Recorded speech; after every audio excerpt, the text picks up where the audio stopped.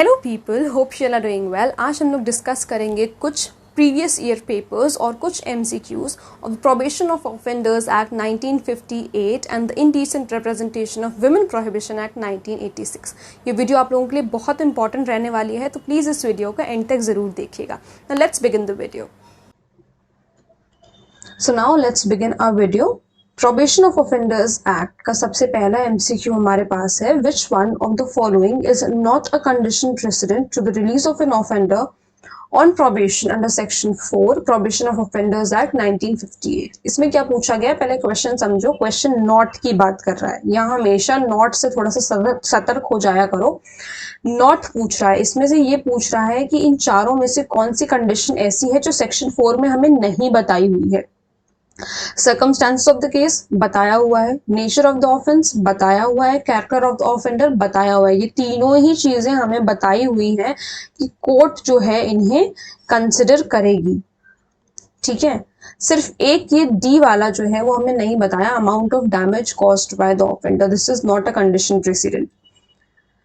Now second question, in which of the following leading cases honorable the Supreme Court held that benefit of section 3 or section 4 of the Probation of Offenders Act 1958 is subject to the limitations laid down in these provisions, and words may direct in section 4 does not mean must direct। कौन से case में ऐसा कहा गया था कि ये जो सेक्शन 4 में वर्ड यूज किया गया है may direct, इसको must direct कोर्ट, कोई भी कोर्ट नहीं समझेगी, लोअर कोर्ट्स नहीं समझेंगी। कौन से केस में ऐसा कहा गया था? तो अगर आप लोगों ने मेरी केस लॉज वाली वीडियो देखी है, जो मैंने प्रोबेशन ऑफ ऑफेंडर्स एक्ट के केस लॉज की वीडियो बनाई थी, अगर आप लोगों ने वो देखी है तो आपको याद होगा। अगर नहीं देखी अब तक तो देख लेना, ठीक है। तो सबसे पहले सॉल्व करते हैं इसे। State of Gujarat versus VA Chauhan AIR 1983, Phool Singh versus state of Haryana AIR 1980, Ram Prakash versus state of Himachal Pradesh AIR 1973, Shrimati Devki versus state of Haryana. तो इसका जो करेक्ट आंसर है वो है ये C, Ram Prakash versus state of Himachal Pradesh. इस केस में कोर्ट ने ये कहा था कि मे डायरेक्ट जो लिखा हुआ है उसे मस्ट डायरेक्ट नहीं समझा जाएगा सेक्शन 4 में। Now, third question, an accused aged 20 years having no previous criminal conduct, एक ऐसा accused है जिसकी जो एज है वो 20 years है और उसका कोई previous criminal conduct नहीं है। Charged for the offense, उसे offense के लिए charge किया जाता है under section 304 IPC। 304 IPC हमें क्या बताता है? culpable homicide not amounting to murder। punishment दिया हुआ है culpable homicide का which is not amounting to murder। ठीक है, is convicted by the trial court। Trial court ने उसे कन्विक्ट कर दिया। In these circumstances, the trial court is under a mandate of law to release the accused on probation। The trial court may release the accused on probation। The accused is not entitled to the benefit of probation because the offense is punishable with the imprisonment up to 10 years or none of the above। तो इसका answer है A, which talks about the trial court is under a mandate of law. क्यों है mandatory कि accused को probation पर छोड़ ही दिया जाएगा, रिलीज ही कर दिया जाएगा?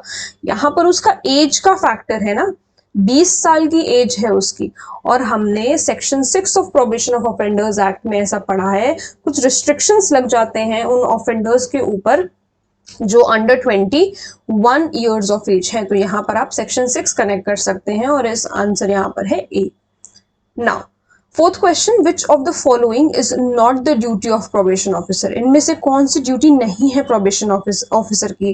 तो मैंने आप लोगों को, जहां मैंने प्रोबेशन ऑफ ऑफेंडर्स एक्ट आपका कवर करवाया है, वहां पर मैंने आप लोगों को बताया है कि प्रोबेशन ऑफिसर्स की ड्यूटीज वगैरह भी आपको अच्छी तरीके से याद रखनी है। ठीक है, देखो ये RGS 2015 में पूछा गया है। क्योंकि देखो ये जो माइनर लॉज होते हैं, छोटे एक्ट्स होते हैं ना, इनमें और कहीं से क्वेश्चन बनने का कोई सवाल ही नहीं उठता, क्योंकि छोटा सा एक्ट है, वही 10-12 सेक्शंस है, 15-19 सेक्शंस है, तो उन्हीं में से घुमा फिरा करके सवाल बनते हैं। इसीलिए हर एक सेक्शन को पढ़ना जरूरी होता है। इसलिए माइनर लॉज में आप सेक्शंस ज्यादातर छोड़ नहीं सकते। मेजर लॉज जो है हमारा सीआरपीसी, आईपीसी, एविडेंस, इसमें अगर आप सेक्शंस को छोड़ भी देंगे, क्योंकि बहुत सारे ऐसे सेक्शंस हैं जिनका कोई मतलब नहीं है, अगर आप वो सेक्शंस छोड़ भी देते हैं तो it's not a very big thing. लेकिन आप माइनर लॉज में क्वेश्चंस नहीं, सॉरी, सेक्शंस नहीं छोड़ सकते हो, बिकॉज कहीं से भी क्वेश्चन उठ करके बन जाता है। और कभी कभी तो आरजेएस का अगर आप पेपर देखोगे, प्रीवियस ईयर पेपर्स, कभी कभी तो ऐसा है कि सिर्फ और सिर्फ माइनर लॉज से ही इतने क्वेश्चंस पूछ लिए हैं कि मेजर लॉस का रेशियो उससे बहुत ज्यादा कम है। ठीक है, तो अगर आप आरजेएस के लिए प्रिपेयर कर रहे हो तो बहुत ज्यादा इंपॉर्टेंट है। वैसे आरजेएस का कोई प्रिडिक्ट नहीं कर सकता कि कब वो क्वेश्चंस मेजर लॉस पे ज्यादा बनाएंगे या माइनर लॉस पे ज्यादा बनाएंगे। Okay, now coming back, so which of the following is not the duty, कौन सा नॉट है, मतलब इसमें से कौन सी ड्यूटी नहीं है प्रोबेशन ऑफिसर की। To supervise probationers placed under supervision, ये तो उनकी ड्यूटी है। To advise and assist offenders in payment of compensation और cost ordered by the court, ये भी उनकी ड्यूटी है। To inquire into the circumstances or home surroundings of any person accused of an offence, बिल्कुल उनकी ड्यूटी है ये। To arrange for lodging and boarding of probationers, इसमें से कौन सी उनकी ड्यूटी नहीं है, तो इसमें से जो डी वाला है वो इनकी ड्यूटी नहीं है। ये तीनों ही उनकी ड्यूटीज हैं, उनको सुपरवाइज करना ही होता है प्रोबेशनर्स को, एडवाइस और असिस्ट करना होता है ऑफेंडर को कॉम्पनसेशन एंड कॉस्ट के लिए। कॉम्पनसेशन एंड कॉस्ट हम लोगों ने कहाँ पढ़ा था, सेक्शन 5 में। इंक्वायर करना होता है सर्कमस्टांसेस में, तो ये सारी चीजें तो उन्हें करनी पड़ती है, सिर्फ ये डी वाला जो पॉइंट है वो उन्हें नहीं करना पड़ता।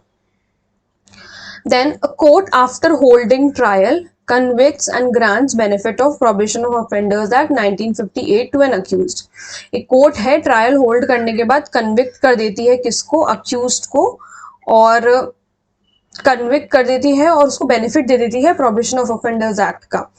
विच one of the following orders is not permissible in law, इनमें से कौन सा ऑर्डर ऐसा है जो कि परमिसिबल नहीं है लॉ के अंदर।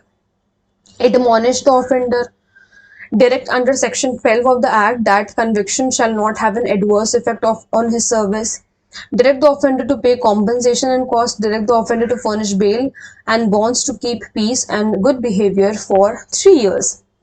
तो एडमोनिश तो हम कर सकते हैं, नॉट परमिसिबल पूछा है, नॉट परमिसिबल पूछा है, हमेशा इस नॉट वर्ड का, क्योंकि यहीं पे खेल हो जाता है, यहीं पे खेल हो जाता है, हम ध्यान से क्वेश्चन नहीं पढ़ते और उसमें नॉट लिखा होता है, तो जो चीज हमें नहीं करनी होती है हम गलत उस पर मार्क करके आ जाते हैं, उससे नंबर कट जाते हैं। तो नॉट पे हमेशा ध्यान दिया करो, कहाँ नॉट लिखा है, कहाँ नेगेटिव में पूछा है, कहाँ पॉजिटिव में पूछा है। तो यहाँ हमें जो क्वेश्चन पूछा गया है वो नेगेटिव में पूछा गया है। ठीक है, कौन सा ऐसा चीज है जो परमिसिबल नहीं है in law. So admonish the offender है, आप एडमोनिश कर सकते हो, तो यहाँ पर नहीं हो सकता ये।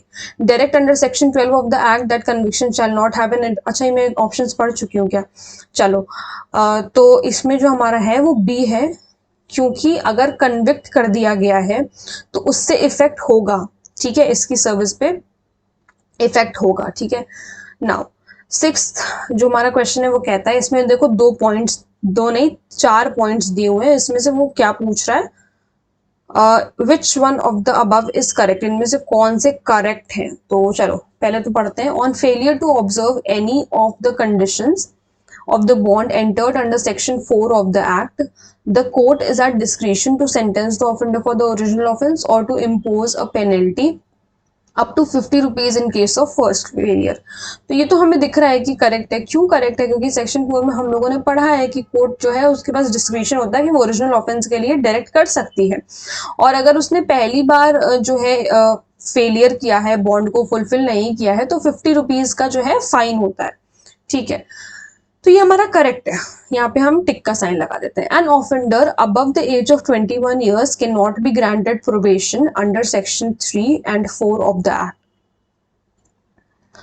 हाँ, an offender above the age of 21 years, नहीं, ये गलत बात है, ये गलत बात है। ठीक है, on failure of the offender to enter a fresh bond on an order of the court under section 8, the court shall not sentence him for the offence which he was found guilty, ये यहाँ पर was होगा। ठीक है, which he was found guilty on failure of the offender to enter into a fresh bond, अगर आप failure कर दिया ऑफेंडर ने फ्रेश बॉन्ड में एंटर करने से, कोर्ट के ऑर्डर के बाद under section 8 the court shall not sentence him. क्यों नहीं सेंटेंस करेगी, बिल्कुल सेंटेंस करेगी। तो ये गलत लिखा हुआ है, ये गलत लिखा हुआ है हमारा, ये गलत लिखा हुआ है। The amount of compensation imposed on the offender under section 5 can be recovered as fine with the provisions of CrPC. हमने देखा है वहां पर साफ साफ लिखा है 421 एंड 422 के अंदर जो है आप सीआरपीसी के अंदर आप इस तरीके से फाइन जो है ले सकते हैं। तो हमारा जो करेक्ट है वो है डी वाला, स्टेटमेंट डी हमारा करेक्ट है और स्टेटमेंट ए हमारा करेक्ट है।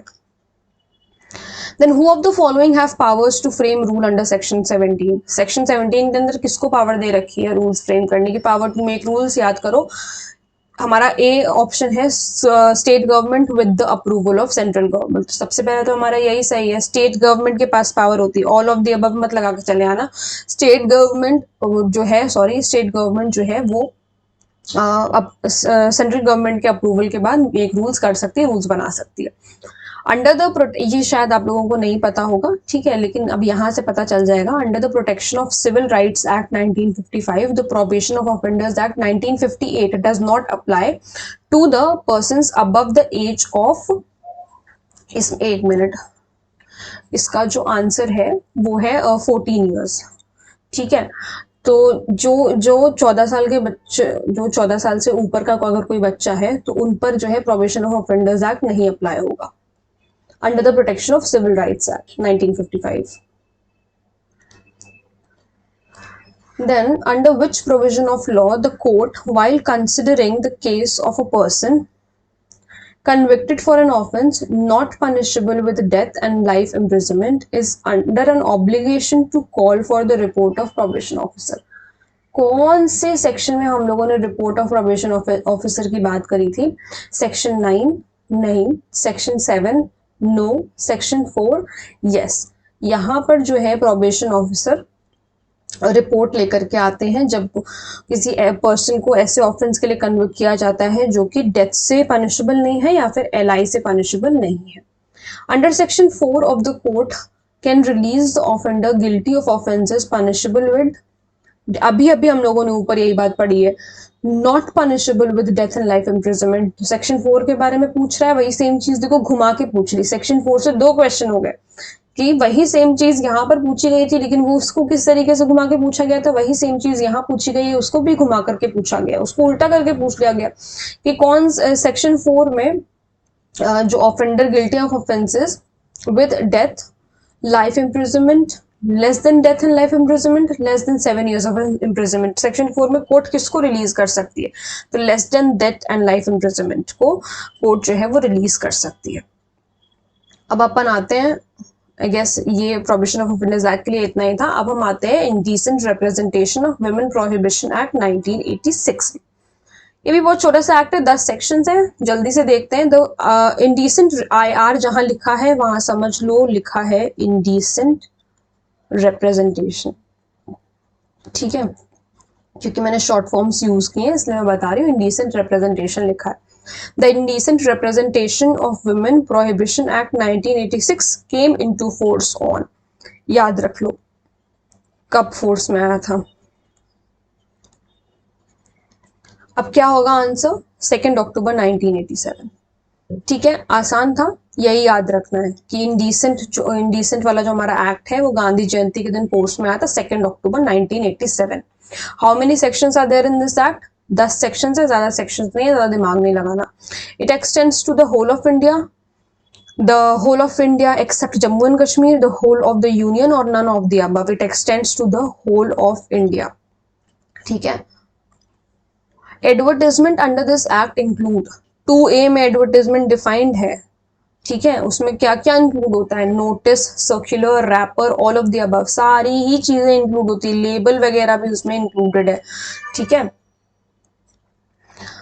Which section of this act defines indecent representation of women? जब मैंने ये वाला एक्ट पढ़ाया था मैंने आप लोगों को क्लियरली कहा था कि आप याद रखें इसे ऐसे, I and C।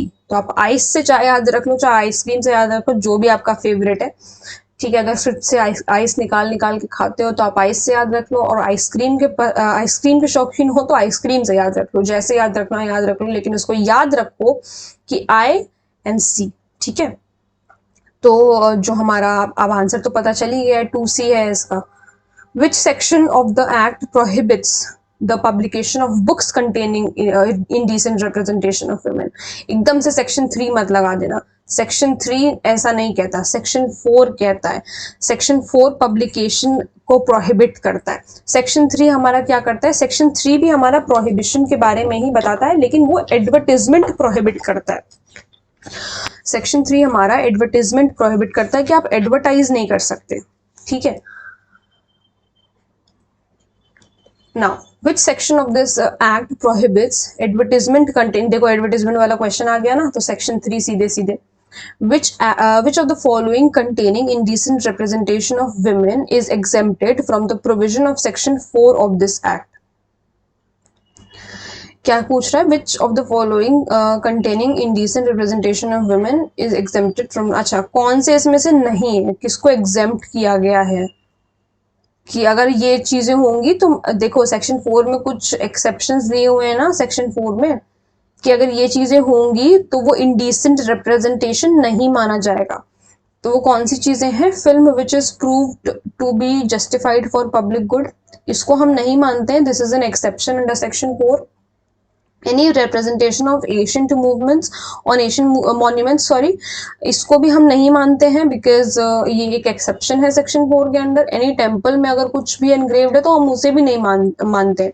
तो क्वेश्चन क्या पूछ रहा है कि किसको हम एग्जेम्प्ट करेंगे, तो ये सारे हम एग्जेम्प्ट कर देंगे, ये सारे एक्सेप्शंस में आते हैं, तो ऑल ऑफ द अबव इसका आंसर हो जाएगा, ठीक है।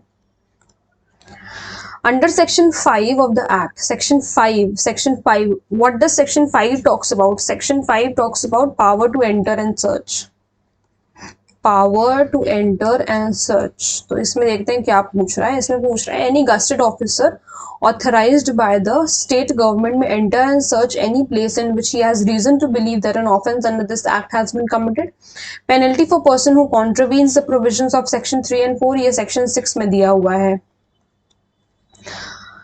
Central government may make rules to carry out, no, ये हमारा सेक्शन 10 में दिया हुआ है, नहीं, हाँ सेक्शन 10 में दिया हुआ है बट ये नहीं है। सेक्शन 5 में क्या दिया? सेक्शन 5 में दिया है ये गस्टेड ऑफिसर जो है स्टेट गवर्नमेंट जिनको ऑथराइज करेगी वो एंटर कर सकते हैं, सर्च कर सकते हैं किसी भी प्लेस को जहां पर उन्हें रीजन टू बिलीव है, उन्हें ऐसा लगता है, वो ऐसा बिलीव करते हैं कि कोई ऑफेंस अगर इस एक्ट के अंडर हुआ है तो। Then power to seize any advertisement containing indecent representation of women, किसके मतलब कौन से सेक्शन में पावर दिया हुआ है कोई भी एडवर्टाइजमेंट को सीज करने का, तो वो भी हमें सेक्शन 5 में ही बताया है। सेक्शन 5 ही हमें बताता है कि जो है ये गस्टेड ऑफिसर जो है वो एडवर्टाइजमेंट को सीज कर सकते हैं, कहीं पर भी एंटर करके वो सीज कर सकते हैं, तो यहाँ पर भी सेक्शन 5 होगा। So I hope that I am very clear, आप लोगों को ये वाला सेशन अच्छा लगा होगा। कोई प्रॉब्लम है, कोई डाउट्स हैं, और क्या इस तरीके से पढ़ाने का तरीका आप लोगों को अच्छा लग रहा है तो वो भी मुझे कमेंट सेक्शन में ज़रूर बताइएगा, क्योंकि आप लोगों का फीडबैक मेरे लिए बहुत ज़्यादा इंपॉर्टेंट है। Thank you so much.